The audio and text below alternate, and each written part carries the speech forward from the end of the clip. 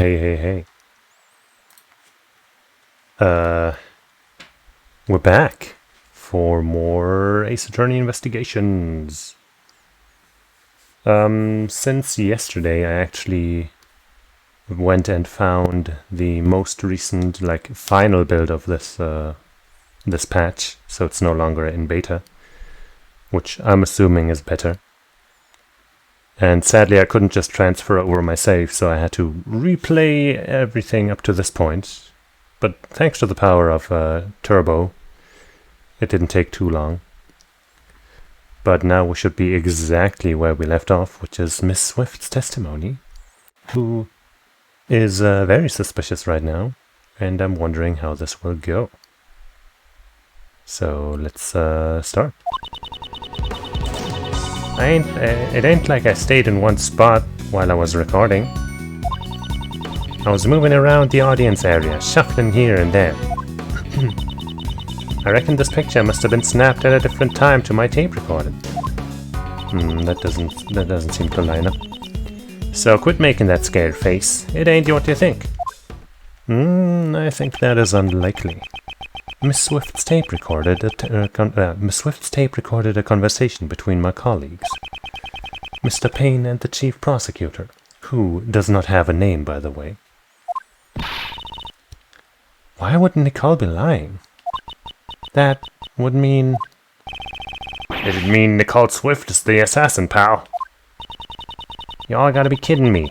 I ain't done nothing like that. Be that as it may, however, there is a contradiction in your testimony. Huh? I don't reckon so, no sir. It appears I must reveal this contradiction with evidence. Miss Swift's testimony. Okay. It ain't like I stayed in one spot while I was recording. Let's just press that, I guess. Get some more info. You were moving around while you were recording. Why were you doing that? Huh? What do you mean, why? Surely when recording a speech, it is best to remain still. That's, well, you know, the importance of covering the story from every angle. I wanted to convey the living, breathing event in print. Yes sirree, you betcha. If you were moving around, I doubt your tape would have picked up anything coherent. Well, it's like one done. It's like I done said. I was moving around the audience area, shuffling here and there. Hold it. Here and there. Could you be more specific, such as the side you were on? When I say here and there, it means just that. I was all about the place. You couldn't swing a dead cat in that crowd. You expect me to remember where I was? Could you at least remember if it was the left or right side? Left, I reckon. The person in the photo is also on the left side. Is it just a coincidence? I reckon this picture must have been snapped at a different time to my tape recording. I think this is the one way probably present the evidence, but let's press anyway.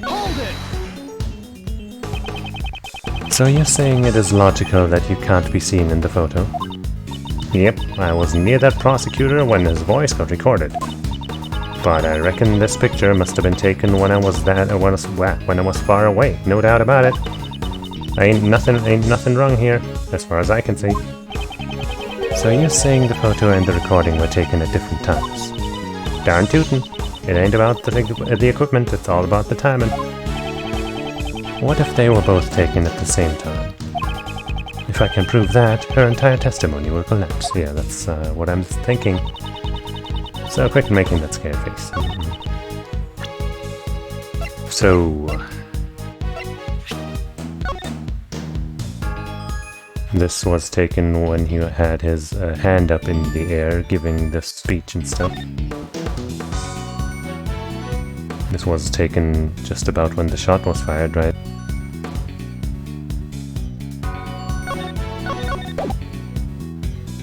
And also, I don't know which one of these to present, right? I guess this one probably, because we can hear the gunshots, and the conversation was right then and there.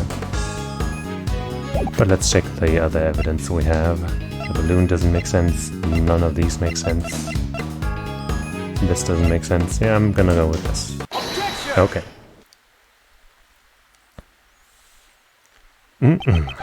Miss Swift, a reporter shouldn't lie. I ain't lying. I'm an honest journalist.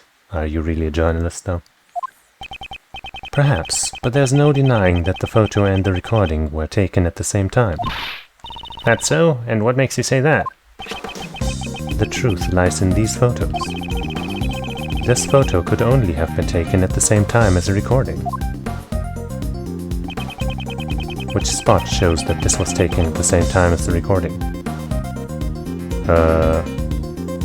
The part where they are talking to one another. The part where he's giving the speech. I'm gonna go with this. Nope. Here, study this area closely. Therein lies the answer to this mystery. Nope, I don't see it. Where is it? Here, look closely. Can't you see it? Either you're talking a load of hot gas, or this is one of them paranormal photos. Mr. Prosecutor, are you telling me that you're into UFOs and such?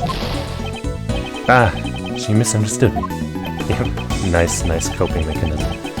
I need to have another listen to Miss Swift's tape. It's clear the tape was recorded at the moment, yeah, I know. And the evidence that shows this is hidden somewhere within the photo. Okay, I guess wait, I can't anymore. Damn it. Well,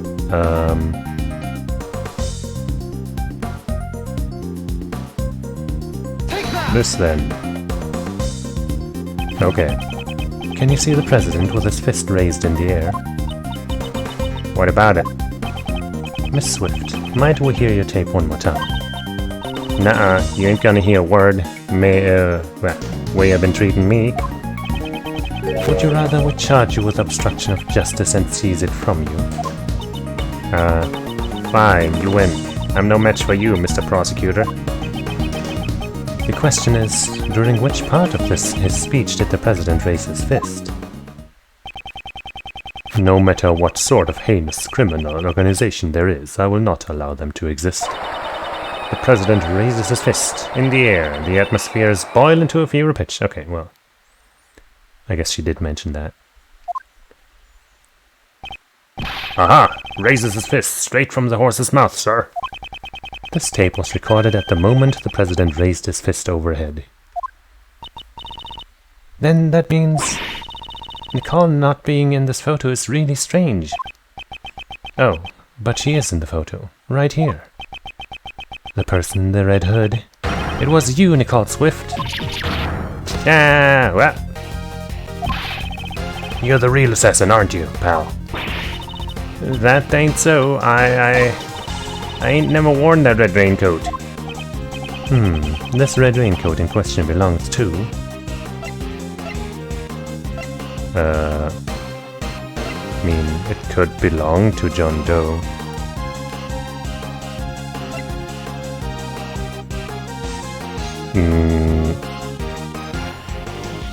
I feel like I can only really guess here.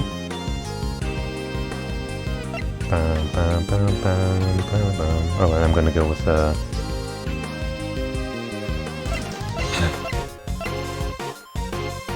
with you. Nope. The person in the red hood is Miss Swift, and so the owner of this raincoat must be... Yeah, okay. I guess it's more likely that it's John Doe's because he was the one who, like, hid it and stuff. But, oh well.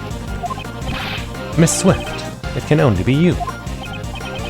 Ah, but does that young lady have an injury, I wonder? Huh? What do you mean, pal? Have you forgotten about the blood stain in the raincoat? Yeah. He's right.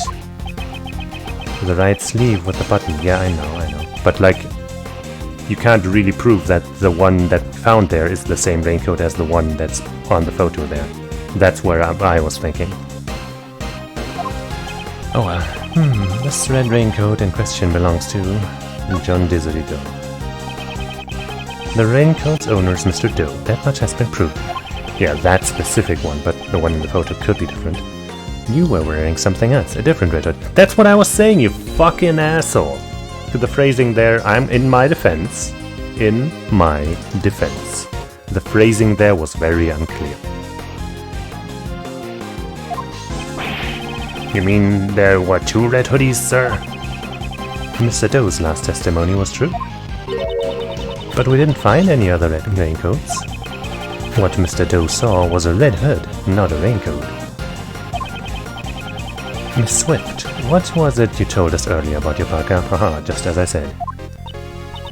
Oh, you mean when I said I ain't worried about it getting all dirty? It's reversible, so all I gotta do is turn it inside out and... Ah!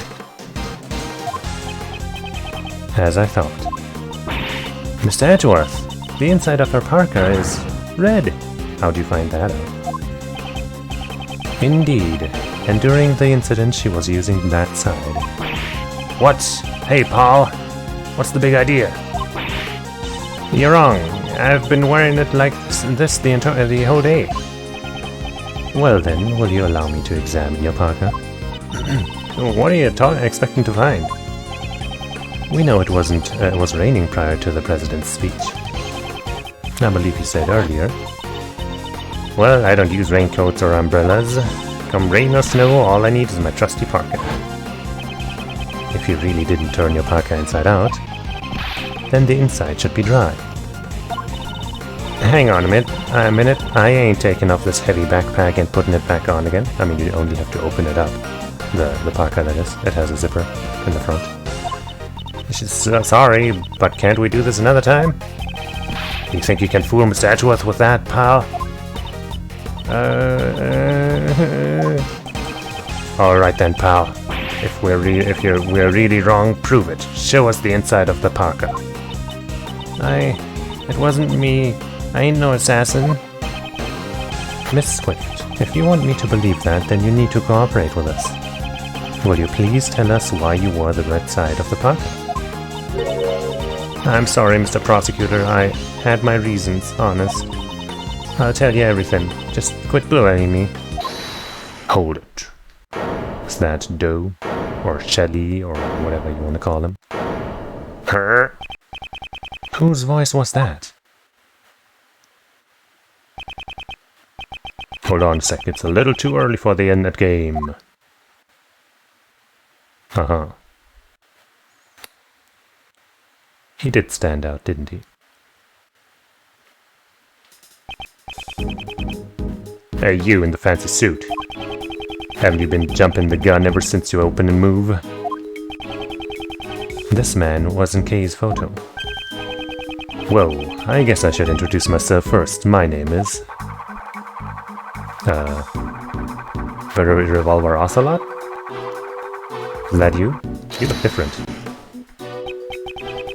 Horace Knightley, the President's bodyguard.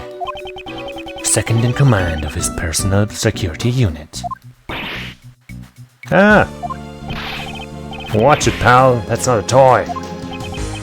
Whoa, my bad. She just wants to come out and play. I can't seem to help it. Why do you have a gun if you're not a police officer? She's the Lady of Zhengfa. Only the President's bodyguards are authorized to use it.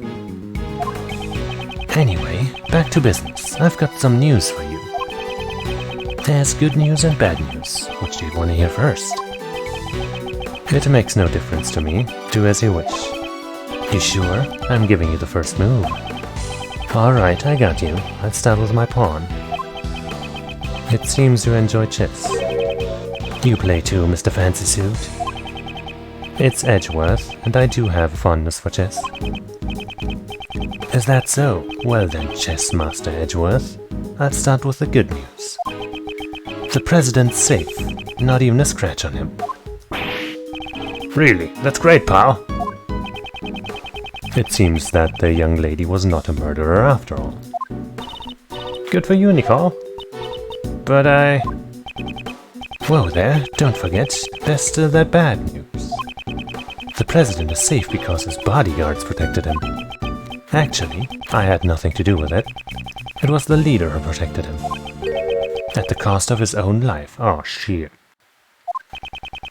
That would be the other bodyguard, Rook, was it? Yeah, that's right. Rook died to protect the president. What? Is that so? Rook is dead. What a shame. That means, Nicole... It means that the little lady killed him. My brother in arms. That ain't true. I ain't a murderer. Whoa there, pipe down, little Miss Murderer. Jeez, even if we had to make a sacrifice to protect the king. It was a pretty bad move, that castling. Sacrifices in castles? What's he talking about, sir? They're all chess terms. He's saying Rook's life was exchanged for the president's. I mean, that makes sense even outside of chess. This guy sure talks funny, sir. Horace Knightley, was it? What do you want? I'd like to examine the victim's body as soon as possible. And if it's possible, I'd like to question the president. Sorry, but I can't let you do that. Oh, what? I got another piece of news for you, and this one's a doozy.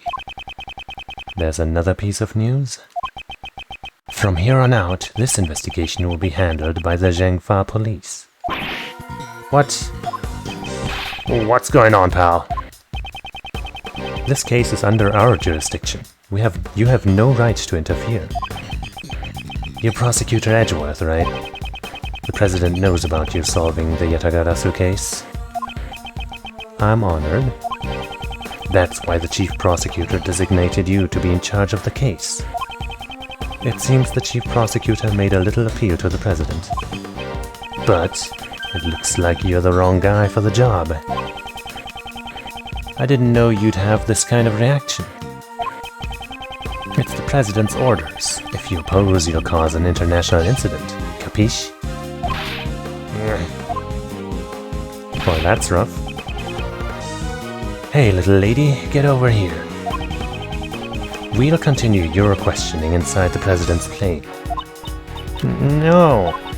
I didn't do nothing. Hey now, don't be a baby. You scared of a little Zhengfa justice? I'm sure that guy's not a bad guy. Mr. Prosecutor, please help me. I might after I've had some water.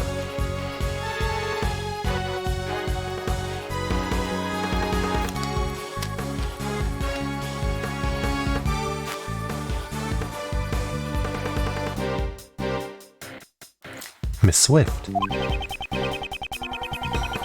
It's clear that Miss Swift was the person in the red hood. However, that doesn't mean that the whole truth has been revealed. I really didn't do it. Please believe me. Is it really alright for it to end this way? Of course not. All I see is a girl with eyes full of fear, pleading for help. Certainly not someone who's committed a heinous crime. If I stand aside now and do nothing, the truth will be lost to the darkness. Well, maybe... Gah! Eh! What? What? What the? You! Is John Doe doing something? He is. Silence. What the is an impolite way to greet someone. Your neck injury has yet to heal, and you've already forgotten? No, not you, not now. It seems you've remembered. Hey, what are you doing? Cut it out, pal. You've got some nerve to do with that right in front of a detective and a prosecutor. Stop, stay out of this. He's out of your league. Mr. Doe, who on earth are you?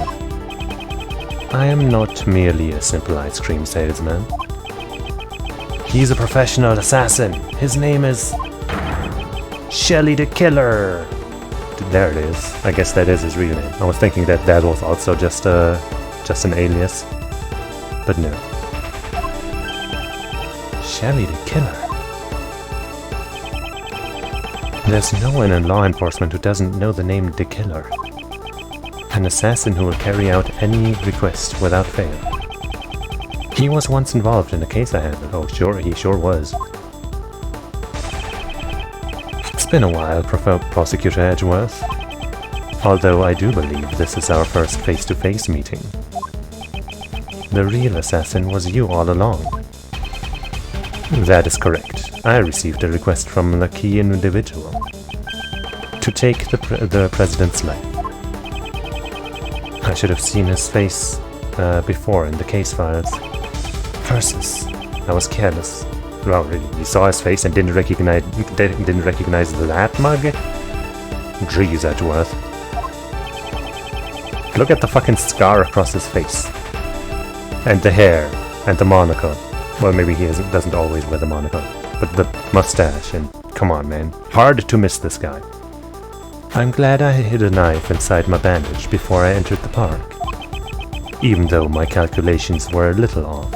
A knife, not a gun? Now, Mr. Knightley, shall we play that game you love so much? Of course, the stakes will be your life. What are your demands?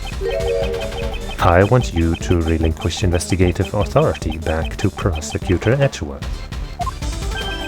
Investigative authority? What are you playing at? I simply want you to allow Edgeworth to continue his investigation. Huh? Why do you want that? Rook is an opponent who is connected to me by fate. I would like to discover the truth about his death. When that man died, the investigative authority was transferred to you. I am simply asking you to give it back to this prosecutor. With your life at stake, this really isn't the time to be stubborn. Why you? You're just using the investigation to get close to the president. And what if I am? Indeed, in order to continue the investigation, it is necessary that we enter the president's plane. As the leader of the president's bodyguards, I won't allow it. Oh, I thought you were only second in command. Now that Rook's gone, I'm in charge. I'm not sure if you're as capable as Rook was. What are you saying? I'm totally the leader now. Wow, what a convincing line there. Totally the leader. Very well. In that case, please exercise judgment befitting of a leader. You can lose your life here needlessly, or will you allow the investigation to continue? Gah. He's using the investigation as an excuse? Why would he go to all that trouble? What is this man thinking? Prosecutor Edgeworth, I trust you have no objections. Let us continue the investigation. Mr. Edgeworth, what shall we do, sir? For now, we have no choice but to accept his proposal. At least we'll be able to investigate. But listen well, Detective. Some hidden plan. I'll use the investigation to buy us time. Meanwhile, gather up all your men. Surround the president's plane so that he can't escape. Right. Roger that, sir. I feel like the killer, has plans has plans prepared for such a situation. But yes, let us save, finally. Since we can't seem to do that manually. The death of the bodyguard Ethan Rook and the arrival of Shelley the killer. A new development in this case has come to light. Under Knightley's direction, the door of the president's plane was opened. After the paramedics attending Mr. Rook left, we set foot inside the plane, one by one. Well, that sure is a corpse on the floor. March 20th, 4:15 p.m., President's plane office. Oh my, where would the president be? Who knows? It seems he's just behind that door. Still a coward, I see. You think he'd just show himself in front of a hitman? Not a chance. Didn't I tell you already? My purpose here is simply to investigate the case. Well then, Mr. Prosecutor, we await your examination of the body. Right. For now, I have no choice but to obey and continue the investigation. The rest is up to Detective Gumshoe. I'm counting on you. The attempted assassination of the president became the murder of a bodyguard. Hehehe, it looks like you could use some help, Mr. Edgeworth. Well, I don't deny it, but... See, exactly. If that's the case, then it can't be helped. Just leave it to the great thief K. Faraday. Right, so are you saying you can solve this case? Nope. Said with such certainty. Instead, I'll stick to being your support. Right, let's get started to the investigation. Straight to the investigation. We need to buy time for the police to prepare. I'll need to draw out the investigation for as long as I can. Begin investigation. Investigation. Investigation. 2 gas masks lie on the table, ready to protect against poison gas attacks. The president seems to be quite fearful of assassinations. So this is the rumored gas mask. It's my first time seeing the real thing. Rumored? Among the great thieves? No, the Jam and Ninja, the children's program. During Princess Viola's wedding ceremony, the poison-tongued ninja Simon Noah Kowal...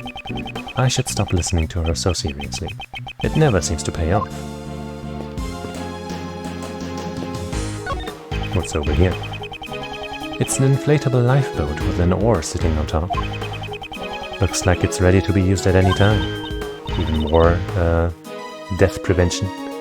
Hey, there's only 1 oar. Well, I guess you could try to paddle with your hands. What's up, girl? Dang, she sure looks sad. It ain't me, I'm just a journalist. All I wanted was a scoop. I'd never kill nobody. Well, you still haven't told us why you concealed the parka from us. Well, that's because I thought y'all would get suspicious. Well, we did. Is that really the only reason? You gotta believe me, Mr. Prosecutor, I didn't do nothing.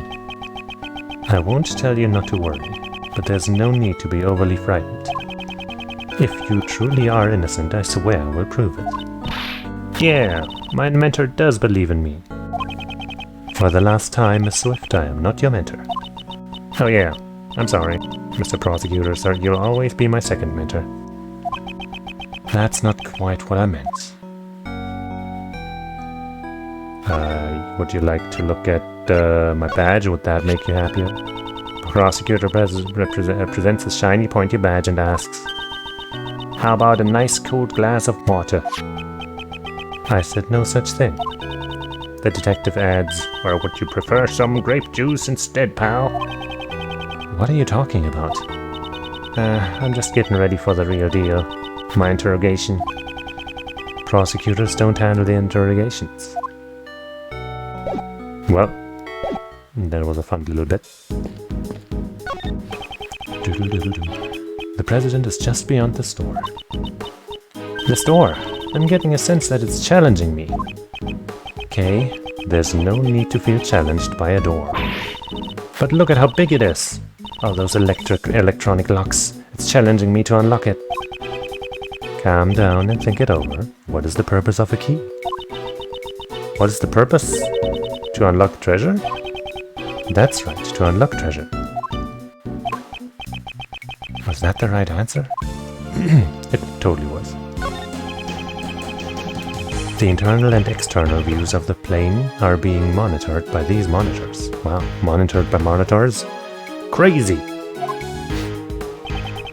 In the view just now, it looked like only one of those monitors was on, but it seems like all but one of them are functioning. I won't rest until I've inspected every suspicious-looking nook and cranny. Well, I mean, this is the obvious thing to look at, but let's look at this funny business here. What's this thing? Oh, that's the president's precious stuffed animal. I don't really get it, but it's some kind of keepsake. Don't touch it. Precious. That's unexpected. Hey, it kind of looks like there's been a break-in. Indeed, the area it stands on does look a bit unnatural. Are those glass shards underneath the stuffed animal? This unnatural empty space, perhaps. Was there another monitor here?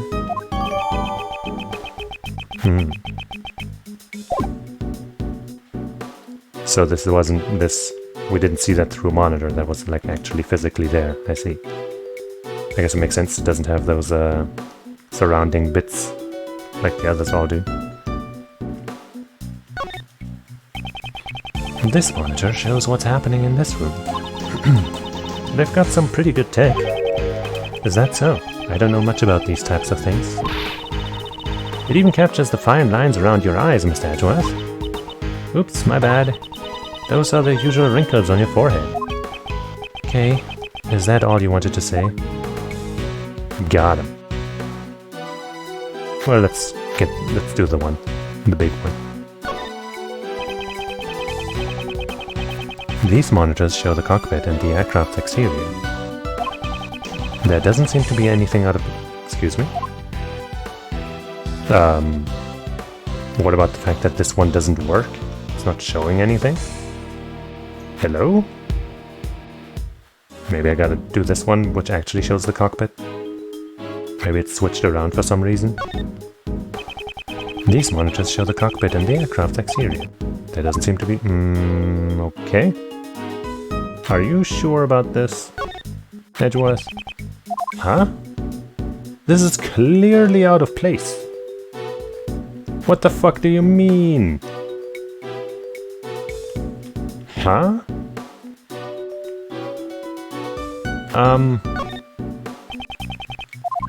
Okay then. What the fuck? Actually, what the hell? That is so weird. Inspect every nook and cranny. Well, we got some sex toys. It's a collection of colorful personal security alarms. They all seem to have been used before. The president. He sure is a nice guy. He bought these security alarms to protect his wife and kids. Then why would he leave them all here? It's obvious that they're for his own personal use. Objection! A single person can't carry that many security alarms. Because a person only has 2 hands. I mean, you know, she has some kind of point. That objection is worth 0 points. This armor here has a gun hole in it, doesn't it? A strange decoration based off some strange animal staring at me with its strange eyes. There's a lever on the statue. See, right there on its butt. That would be most unforgivable. I'm sorry. I didn't mean anything by it. That lever most likely operates the trapdoor underneath my feet. Oh. Then that hatch is actually a pitfall trap. I hope you understand it would be in your best interest not to pull that lever. When a killer talks about your best interest, it would be wise to do as he says. Very interesting though. What about these documents? Are these some kind of official documents? I know that's a bit rude, but let's take a peek inside. Oh, hey. Undercover agents keep an eye on the audience, I see. I think that wasn't in the one that we had, right? Yeah, it's different. Hook takes Knightley's place, takes her attention to the lake. Knightley will lead the president inside. Yeah, totally different. We must be able to repel any attacks from the lake. Are their positions switched? I guess that's kind of what this says, right? Yeah. But you know, it does say that in that document, so it makes sense. President is our top priority. It seems to be a security plan. Ah, this looks like the one we found earlier in the trash can. Yes, it does. But what's this? Something seems out of place. Well, multiple things come to my mind. Like the fact that they're... But also the... And then there's... I guess I'll go with the undercover agents first. To this one here. It certainly is a very sketcy drawing. This seems to be a security plan document. If so, we obtained something like this, huh? I know. Something's different about this one. Could it be... Perhaps I should try deducing. I'm not sure what happens when I try to do that, but sure, yeah. No, wait, I didn't mean to do that right there. Wait, okay, hold on. Okay, I guess now I can, Their positions are different is probably what you want me to point out, huh?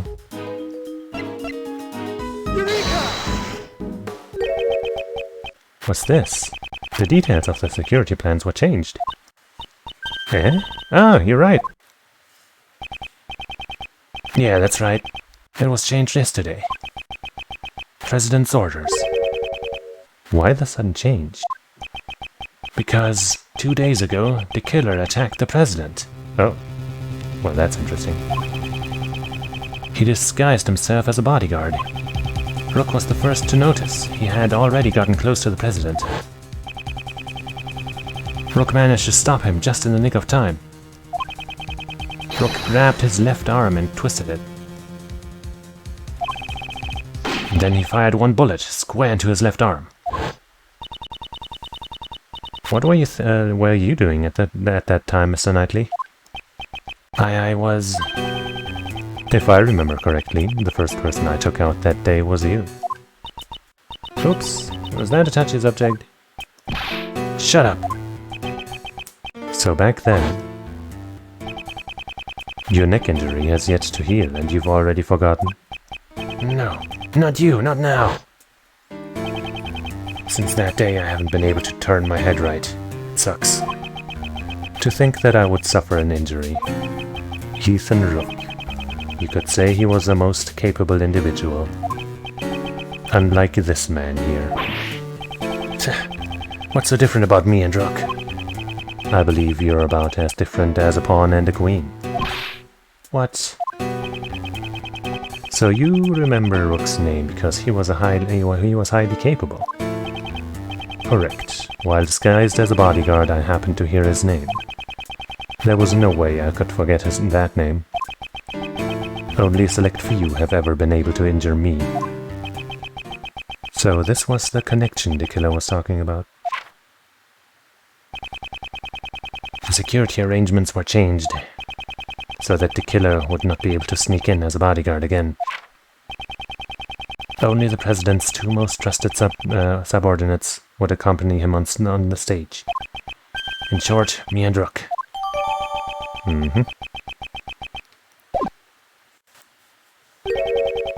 It appears your positions were also changed.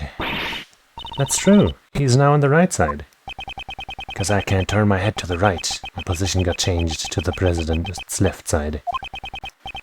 In other words, I was relocated to the right side of the stage.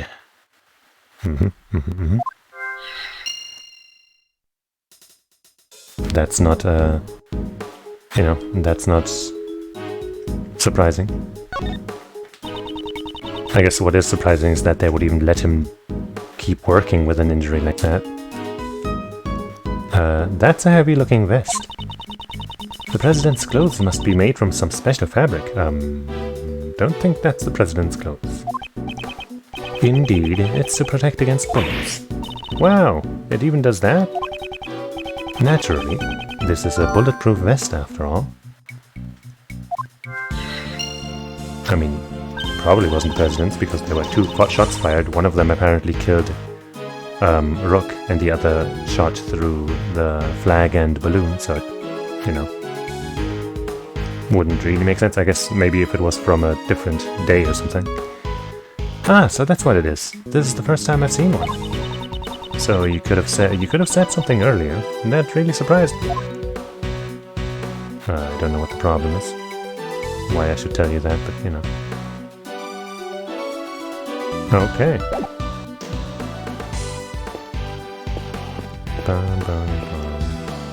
Even more stuff. Next to the right shield, there's a canary in a cage to prevent against, you know, suffocation stuff. Oh, it's so cute. I want to be I want to be my partner. Partner. Of course, it can help me open locks and do other odd jobs at the crime scene. A great thief should always use nature to her advantage. I've heard of canaries being used to detect poison gas. Yeah, that's what I meant. Don't tell me... Oh, let's finally examine the body, eh? I guess that wound doesn't line up with the armor, huh? I won't risk it. This is a bulletproof attaché case. It is a tool bodyguards use to protect themselves from bullets. It can be seen in case photo. It sure can. It seems Rook and Knightley both had one. Are their positions congruent with the info we have? I thought Knightley was supposed to be on the left of the president. Well, I guess on the... no, on the... I'll just check in a second. Ah! That's the scene I stole on film. Sure. Call it that if you want. Okay. Yeah, no, that makes sense. That's correct. You wouldn't do anything illegal in taking this. You didn't, Stu. Anywhere, anytime, I'm always in the mood to steal. You just wanted to use the word steal, didn't you? Hehe, have I been caught? Cute, I guess. What's with the hand there? Looks a little suspicious. The victim is Ethan Rook. He was the president's bodyguard. After hearing the gunshots, he immediately evacuated the president into the plane. He gave up his life to fulfill his duties. Oh, Miss Edgeworth said that, whatever. Does this mean he'll receive a posthumous promotion? Maybe. Okay, there's no need for forced comments. How did you know? Bodyguards don't follow that promotion system. Let's check the gun, if we can. It seems the victim also carried a gun. Did he try to shoot something? He may have drawn it out instinctively to return fire. We need to check to see. If the gun has fired any bullets. It's still fully loaded. There's no evidence of any shots being fired. Good to know. This gun is also from Zhengfa, right? Ah, yeah. We're always issued the same model revolver.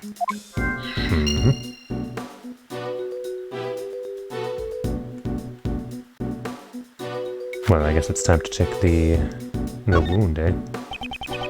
The bullet pierced his body, just below his armpit. Unfortunately, he was hit in an area his bulletproof vest didn't cover. It really seems like a well-aimed shot. The cause of death was most likely blood loss. The bleeding has stopped.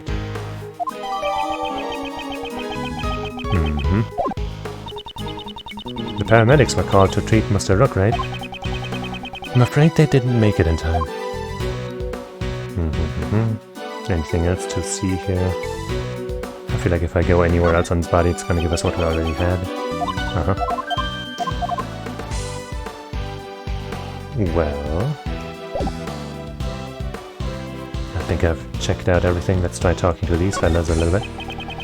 I have high hopes for you. Please ensure you do not disappoint me. Understood. How's your investigation progressing? There's no need for concern. It is proceeding smoothly. You remember how much I detest betrayals. All too well. I thought you would. So please don't do anything you'll regret. I have no choice but to obey him for now. What about the assassination? This is nuts. I'm being used to get an assassin onto the president's plane. If we don't enter the plane, the investigation would have come to an end. Didn't enter. Whatever. You're not fooling anyone. I know what you're really after.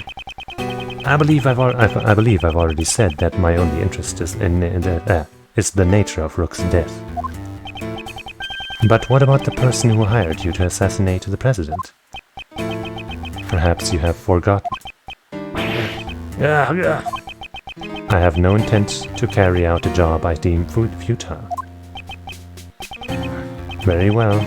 Let's continue the investigation. Splendid. I have the utmost faith in your abilities, Mr. Prosecutor. KK. I guess it's time to do some...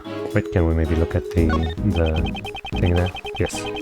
A sturdy life preserver rests against the table. It is an essential life-saving tool. I suppose this is the precaution in case someone accidentally falls into the ocean. The ocean, huh? Hey, Miss Edgeworth, how about we go together sometime? If you want to go, just go by yourself. Oh, don't be such a party pooper. Let's go visit the ocean. Think about the hot dogs and the shaved ice. It'll be delicious. You just want to go to the ocean to eat. Okay? Okay, fine. I'll check this up there too. Haven't done that yet. It's an assortment of protective gear, from bulletproof vests to hazmat suits. Wow, there's even a space suit. The president seems to be very protective of himself. But what happens if he gets shot and then gets exposed to poison gas? And then on top of all that, he gets ejected into space. He would probably wear everything that you see here. That would be a sight to see. Alright, time for some logic. Lots of stuff here, huh? Let's see all the stuff we have, right? We have the assassination attempt. The president was targeted during his speech. It was probably premeditated. A 6-shot revolver found in the trash near the audience area. Again, that is prohibited in this country. The bullet went straight through the victim's body. There's a bulletproof vest. There was a bullet embedded in it. I feel like this is something we can do. Rook's gun hasn't fired a single shot. Manufactured in Zhengfa. A 6-shot revolver. Similar to this here. His head couldn't turn right. His plans were altered so he could stand on the right side. Well, let's try these two first. Because, you know, there were 2 bangs. And we know now of 3 different shots. I guess maybe that's not gonna let us, you know, go through with this, but let's try anyway. Okay. 2 bullets were fired. We know that from the number of gunshots. One hit the Steel Samurai balloon, and the other took Rook's life. But didn't a bullet also hit the president's bulletproof vest? Right. It doesn't match up with the number of shots. However, there is one way to solve this. One way? The bullet that stole Rook's life pierced through his body and then hit the vest. I guess? In other words, Rook and the president were hit by the same bullet. I see. That's right. Wow, really, okay. It'd be dangerous if he hadn't worn that bulletproof vest. Is the president alright? Even while wearing a bulletproof vest, you can still get injured. Yeah, the bullet's impact can still fracture your bones. But don't worry, he's fine. The president's trained himself like no other. Maybe the president didn't even need a bulletproof vest. I think that might be pushing it. I'd like to examine the bullet. There's a chance there may still be ballistic markings. Ballistic markings? What's that? Oh, come on. I guess, you know, it's fine. Ballistic markings are always left on a bullet. Each gun leaves a different marking. So if we examine the ballistic markings, we'll know which gun the bullet was fired from. It's like the gun's fingerprints. That's what they usually tell us. You could say, you could say they're like the gun's fingerprints. Wow. How many times have I heard that explanation? I get it now. Let's investigate right away. I think that'd be difficult. The bullet was completely flattened when it hit their bulletproof vest. There's no way you can investigate the ballistic markings. What? I wanted to investigate them. Okay.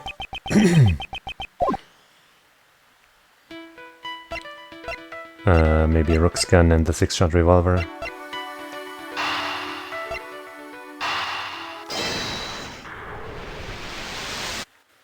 I guess it would be odd for Nicole to have a Zhengfa weapon, wouldn't it? These two guns, they're the exact same model. These guns come from Zhengfa. I mean, that was short. Looks like all the bodyguards were provided with guns from Zhengfa. Indeed. Are those guns rare? No, not particularly. They're not easy to obtain domestically, but it isn't impossible either. What? I thought they might be a treasure. Yes, it's unfortunate. Mr. Edgeworth, are you talking about treasure? Not quite. If it was a rare model, it would have been easier to identify. Even evidence can become treasure. I see. Even during your investigations you search for treasure. Well, I didn't quite say that. Okay, let's investigate. Where's the treasure? And suddenly she's motivated. She's motivated. Now then, I have grown weary of this investigation. Still no sign of Detective Gumshoe. Mr. Prosecutor, have you uncovered the truth yet? No, not yet. I see. In that case, would you like to speak with someone who is involved in the incident? Someone involved in the incident? The president, maybe? You mean... Is there not one more witness? Just behind those doors? Of course, the president himself. Well, Mr. Prosecutor, please do the honors and summon the witness here. There's no chance in hell I'm letting that happen. You think you can just summon the president like a witness in court? Ha! Mr. President, I'm sure you are watching all this through the security cameras. Would you kindly grace us with your presence? That is, if you value your bodyguard's life.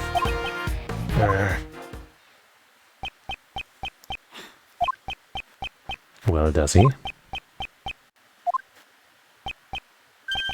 I see. Mr. President, what sort of man leaves another to die on his behalf?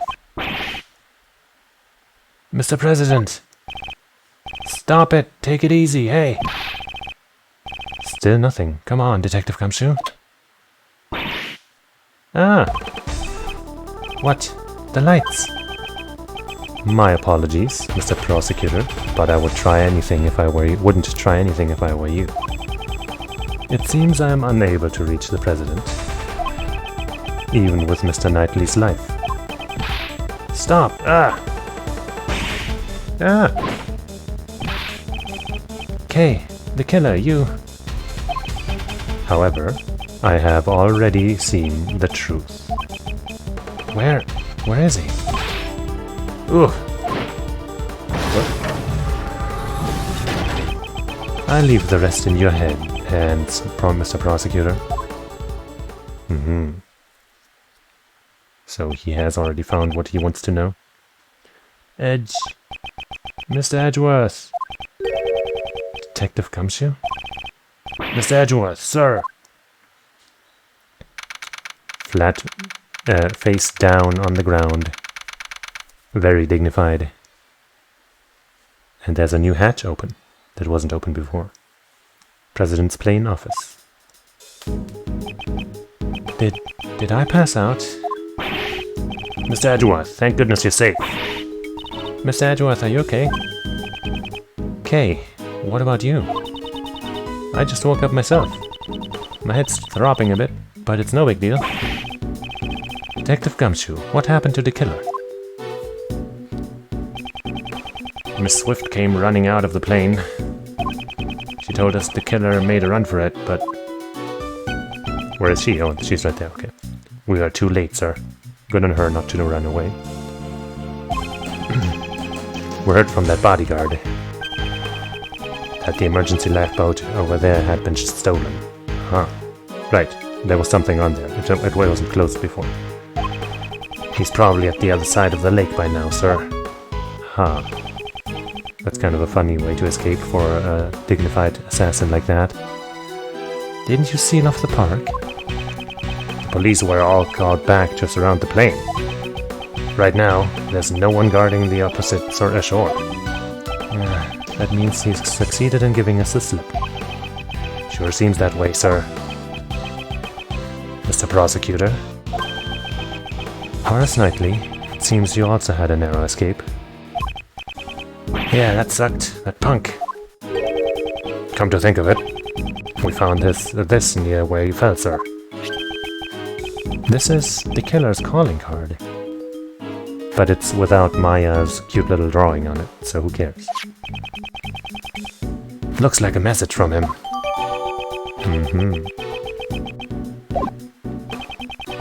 He always leaves this card next to his victim's body.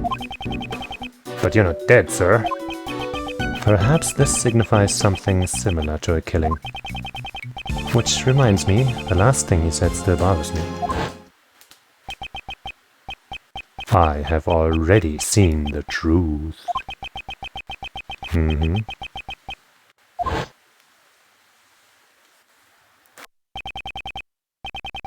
Seen the truth? What did he mean?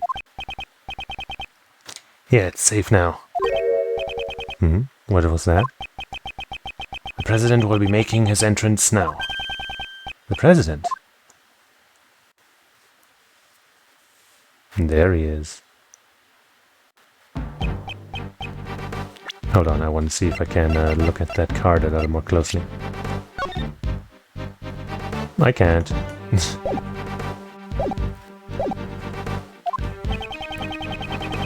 This man is the president of Zhengfa, Di Junhuang. You are? It's an honor to meet you. My name is Miles Edgeworth. I'm the prosecutor. I am Di Junhuang. I have heard of your deeds. You saved my country from a great crisis. Is he referring to the Yatagarasu case? I was simply solving a murder, nothing more. Such modesty. I have been observing your investigation. An astounding performance, despite allowing the killer to get away. Thank you very much. So he was watching through the security cameras. However, I regret that it ends here. What do you mean? Heed my words, foolish prosecutor. You should have already been informed by Knightley. This investigation will be handed over to the esteemed police force of Zhengfa. Doesn't the Zhengfa police dislike you or something? Wasn't that a thing? Now that the killer is gone, they intend to take over the investigation. Hey pal, what are you doing? And what's with that attitude? It's because of the killer and Mr. Edgeworth that... Enough, detective. Mr. President, I cannot agree to this. Why must this investigation be handed over to your country's police? Why, you say? Know your place, puny prosecutor. I must explain my actions? Nay, I think not. You shall hand over the evidence you found so far and leave this plane at once. Hey, Mr. Prosecutor, be a good boy and do as you're told. I cannot resist any longer. No. What about our case? All the evidence handed over to Knightley. Why? Why won't he allow me to investigate this case any further? Now then, would you kindly take your leave? Oh shit, I've been programmed to listen to anybody who says would you kindly. So I can't resist. Knightley, place the suspect under firm restraint. I'm on it, Mr. President. An attempt on my life. The murder of my subordinates. Such evil, such sin. I didn't do it. I didn't kill nobody. I swear. Shut your trap, lady. You dare question me? You dare stain this world with deceit? Should we pardon this sin? Nay, absolutely not. It is most unforgivable. My reasons being... There's no mistake. The President is hiding something. If I turn back now, the truth will be lost forever. Mr. Edgeworth! Mr. Edgeworth, is there nothing you can do? Whoops, somebody get a knife or a gun and threaten Knightley again. That worked last time. I remember. The countless times I faced this dilemma in the courtroom. The lies of the witness, the rebuttals of the defense. I did not always have evidence to counter them. Nonetheless, I was still able to draw out the truth from them. That's right. My words alone are my weapons. Uh-huh. Are we doing some more word chess? Logic chess, I mean. Oh boy. Now then, let's analyze the situation. Leave this place at once. This is a direct order from the President himself. Well, you're not my President. He's not even listening. Any rebuttal I give, he cuts off. When he has that forceful attitude, I'll need to watch the situation carefully. My opponent is the President of Zhengfa. I don't think he'll show any weakness easily. His words may be overbearing, but I need not be intimidated. If I observe his behavior closely, I should be able to read his emotions. First, I'll start by asking about his reasons for taking over the investigation. Now, let's begin. A good opening line will put me at an advantage. Logic chess. Begin! Who's taking over the investigation? Explain your reasons. Who's taking over the investigation? Please, allow me to confirm something about the investigation. Nay, I don't recall granting you permission to speak. Let's, let him ramble. I am the President of Zhengfa. You shall not talk back to me. I'm not talking back, I'm simply asking for confirmation. This investigation will be taken over by the police of your country, is that correct? Exactly. That is all I will say. Restrain yourself from making any more unnecessary comments. Well, he's pointing that finger again. That's enough. Being on this plane is tantamount to being on my country's soil. You cannot do as you please. This plane? Is there something significant about this place? I should remember this clue. Well, explain your reasons, I guess. I'd like to explain your reasons for depriving us of our right to investigate. Impudent fool, hold your tongue. There is no reason. That should be enough of an explanation for you. Perhaps the clue may be useful here. Is it connected to this place? Gathering from what you've said so far, does that forceful attitude of yours have some connection to this place? You insolent... Earlier, you said that being on this plane is like being on your country's soil. From those words, I was able to deduce the answer. Namely, that is... You wish to claim extraterritorial rights inside this plane. Am I correct? Sweating. That's enough. I shall brook no insolence. You seem unsettled. Your words are forceful, but I cannot overlook them. The moment I mentioned extraterritorial rights, your face grew pale. Oh. Got him. In light of your brazen courage, I shall grant you an answer. That's right, I am claiming extraterritorial rights inside this plane. However, what does that change? You are still powerless. There's nothing you can do about it. I see. Under international law, the plane would be considered part of Zhengfa. How convenient.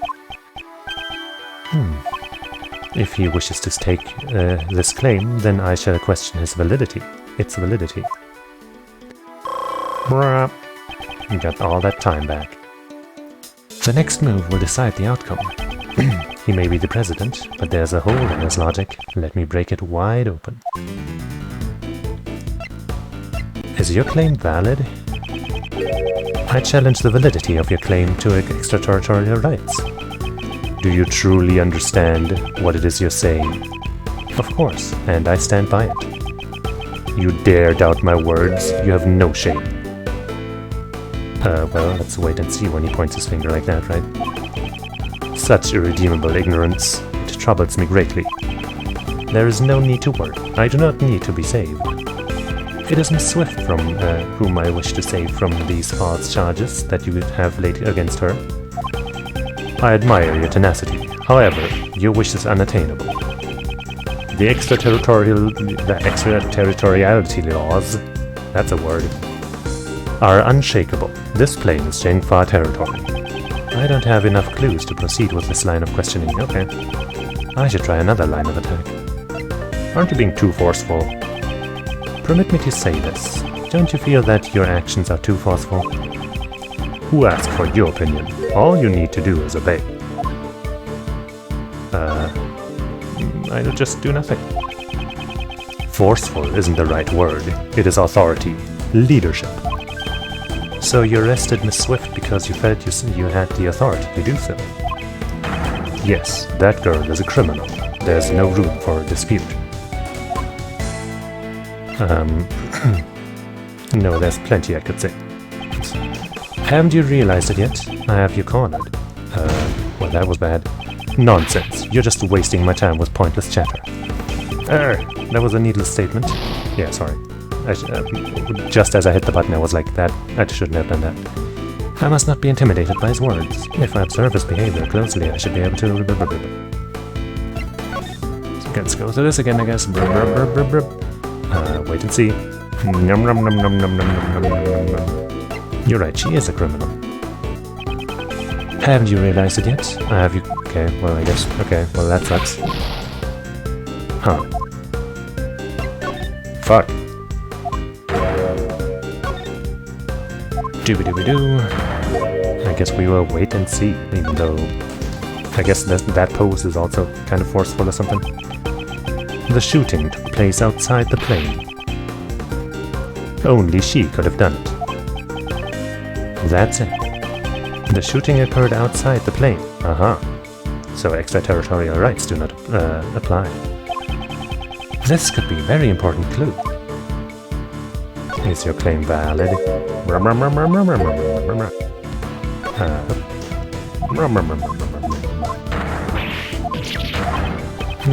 It's time to use that clue. The gun came from outside. Got you now. Indeed, I do not question your extraterritorial rights inside this plane. However, you just claimed that the shooting took place outside the plane. Yes, if it didn't happen inside the plane, extraterritorial laws do not apply. Your claim has fallen apart. Miss Swift's arrest is invalid. Impossible. To be bested by a mere prosecutor, I am the president. Checkmate, Mr. President. Logic checks complete. Mr. President, will you allow us to continue with our investigation?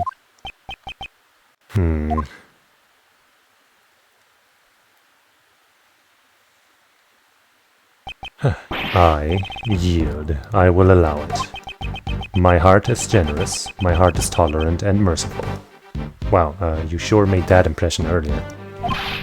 Therefore, as such, nice flexing there, certainly, thus we shall.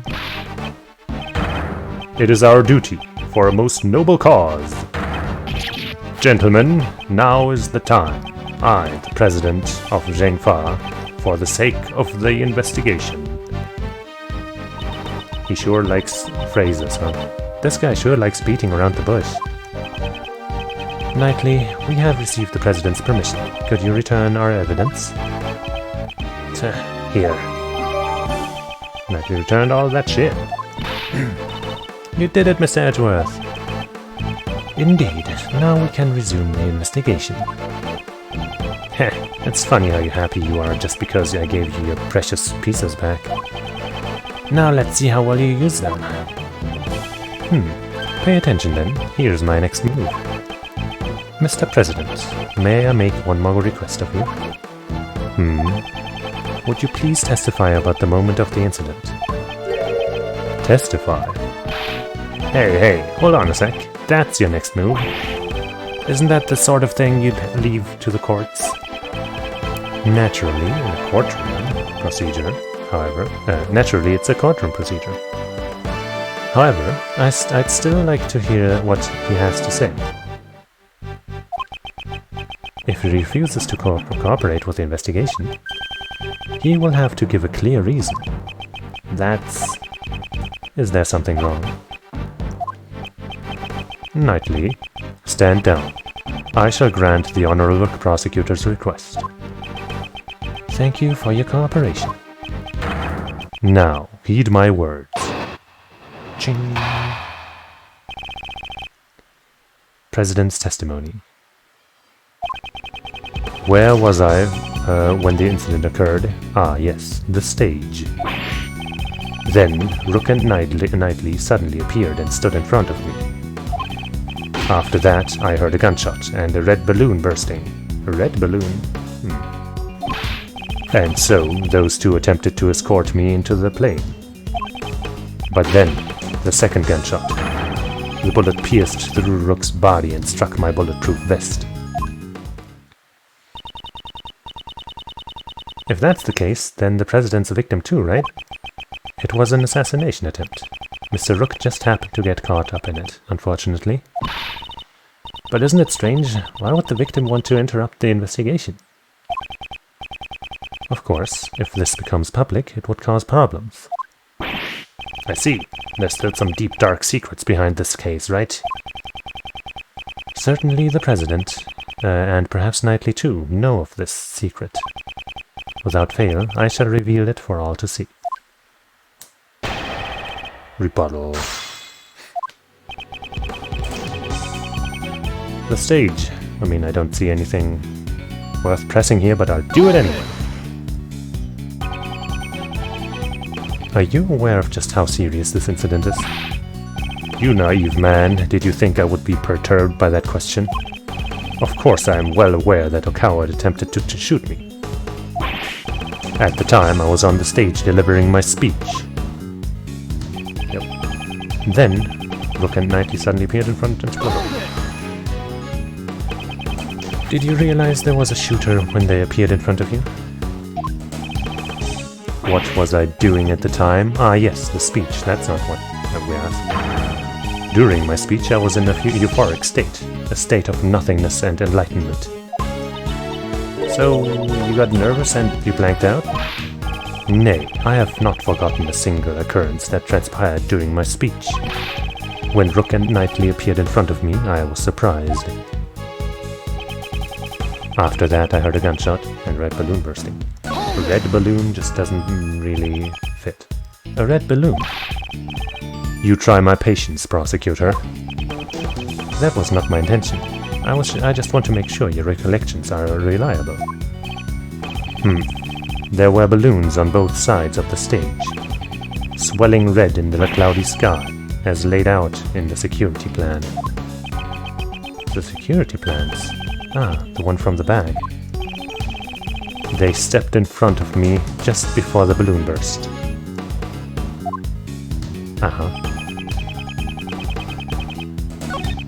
Hold on. So, this balloon certainly isn't very red. I mean, it's got some red on it, I guess.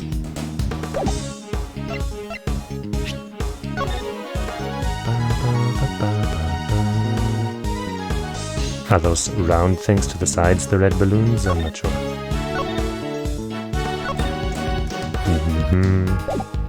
Well, can't really confirm nor deny the red balloons from that.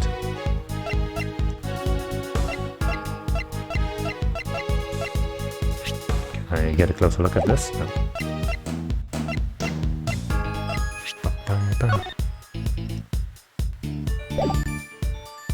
Okay.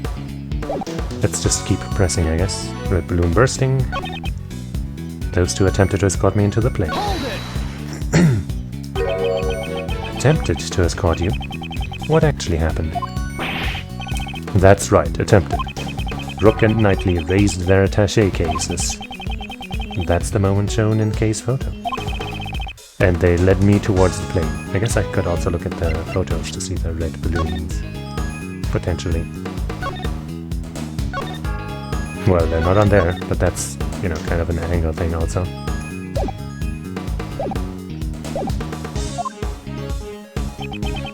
But then, the second gunshot. What happened after the second gunshot? Pitiful prosecutor, if you don't know that much, you're not fit for duty. What's that supposed to mean? I grow weary of needless repetition. It should be quite obvious. It should be quite obvious. Even you should know the path of the second bullet. The bullet pierced through Rook's body and struck my bulletproof vest. When the bullet hit, what condition was the victim in?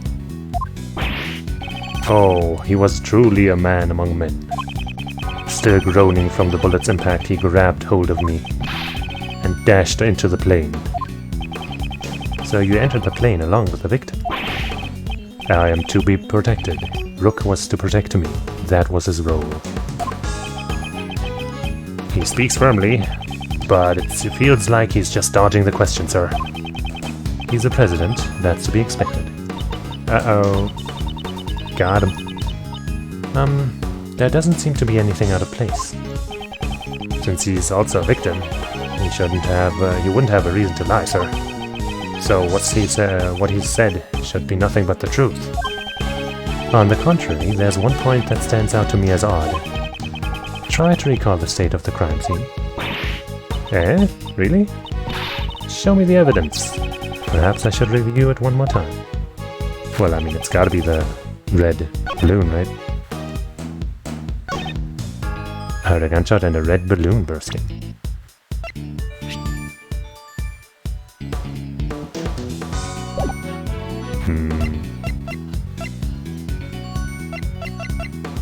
I guess I'll present this. Okay. Wasn't sure which one would be, like, how to, you know, properly attack that one, but I found it. A red balloon burst. I'm afraid that's not the case. What? Please have a look at this piece of evidence. Can you see what has burst? Roar! What's with that face? Look at that face. Looks kind of funny. This is... what exactly? Huh. It's a Steel Samurai, warrior of Neo-Old Tokyo. You do well to remember it. If you wish to win the support of this nation's people. And don't forget the Ravacho, the German ninja. The balloon that was ruptured by the bullet was no ordinary red balloon. It was a Steel Samurai balloon. But according to the plans, there should have been 2 red balloons. So it's according to the plans, huh? You didn't actually see it happen. It says so right here on this security plan, does it? I don't see anything about red balloons. It certainly looks like there are only 2 round balloons drawn here. Knightley, what is the meaning of this? Explain at once. Yes, sir. That Steel Samurai balloon was a last-minute replacement. Replacement? That's what we were told. Seems that information didn't make it to the president. We ran into a little trouble during the setup last night. One of the balloons that we had prepared burst. So you scrambled to find a replacement? Exactly. We just happened to run into a guy manning a stand in the park. He said he'd lend us the Steel Samurai balloon. He was kind of a poser. Was it, Larry? A stand, a Steel Samurai balloon, and a poser. we pumped air into its red samurai pants to create a makeshift balloon.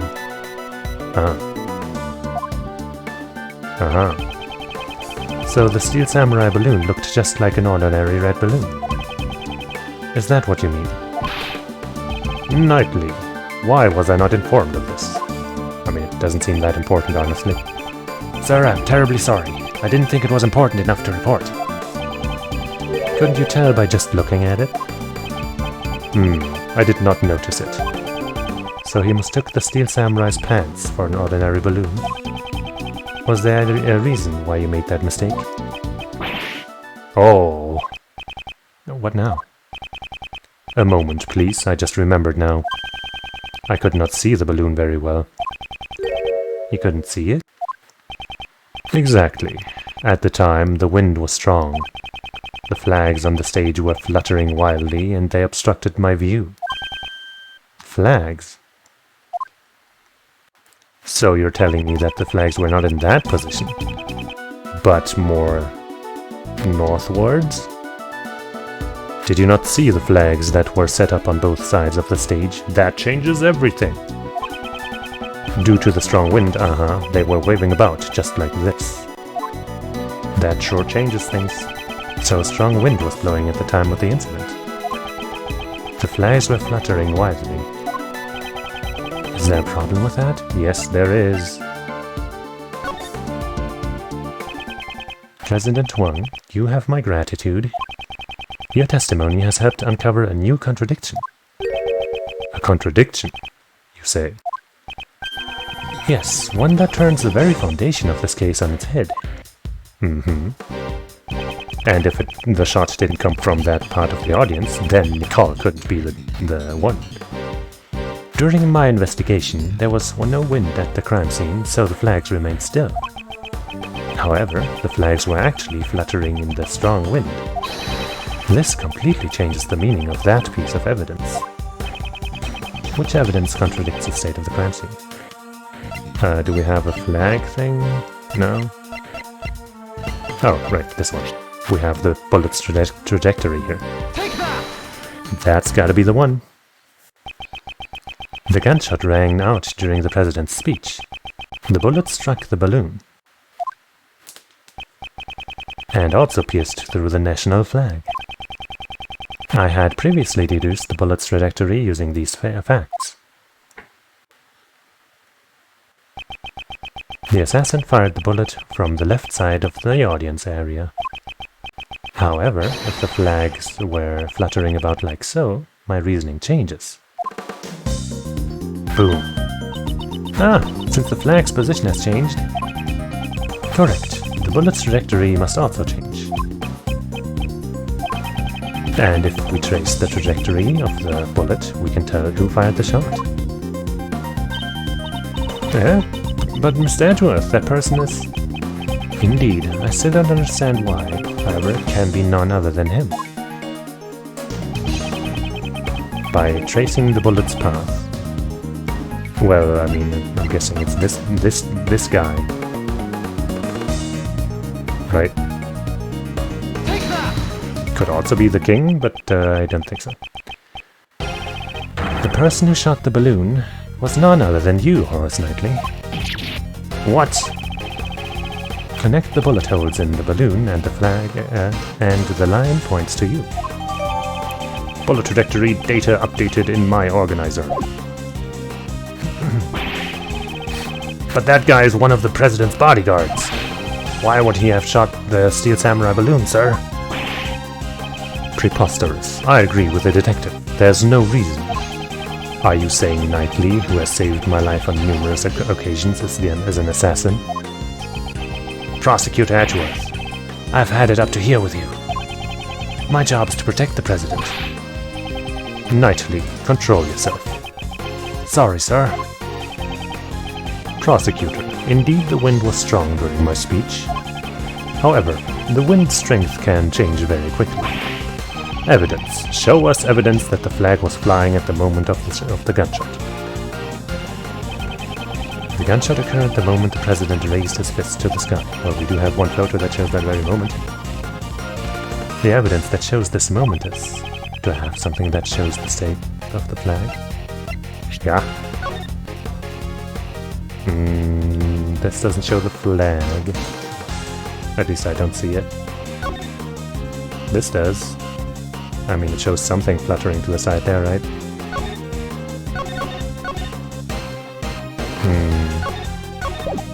What is the timing of the second shot? Before, during, and after the incident. I mean, that should count, right? But let's check if we have anything else. No, it has to be this. Take that! The evidence in this photo. Interesting. And where in this photo exactly? Truth that the flag was flying in this photo is right here.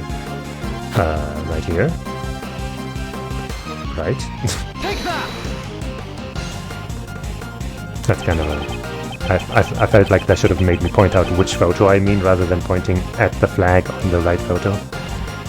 But whatever. Don't you see? The fluttering flag can be seen in this photo.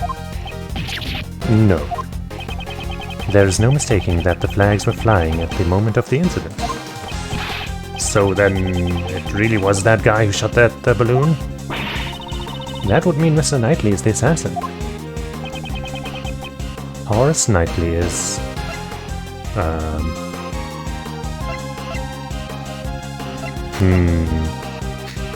I wouldn't say that him shooting the balloon is conclusive proof that he killed the guy. Horace Knightley is not the assassin. The only thing he shot was a balloon on the opposite side of the president. He wasn't aiming at the president. Why then? Why was it necessary for me to do a thing like that? Depending on your answer, I might take aim at your pretty little head. You think my head is pretty? Aww. Why was it necessary? I presume the reason is connected to the one thing that's felt out of place. The one who shot the balloon was the president's bodyguard, Knightley.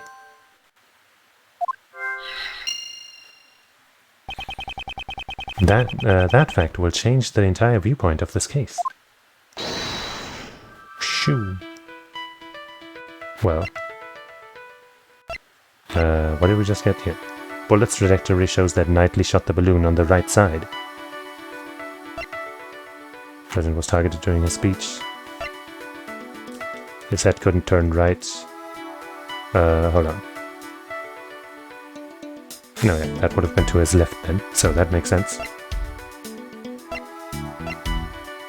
I mean, you know, the pointer on the president's head always seemed off with everything we know, especially, you know, the fact that he didn't get shot in the head.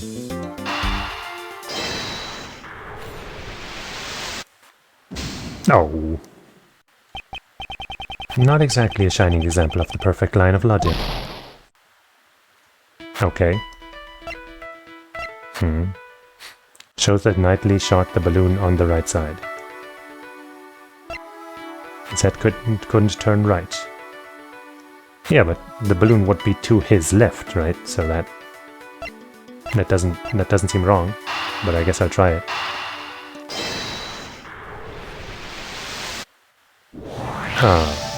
Maybe I'm misunderstanding something. Why was Knightley's position changed? As I can't turn my head to the right, position got changed. No, in other words, I was relocated to the right side of the stage. Was that really the only reason? Because it was always planned that he should shoot the balloon or something?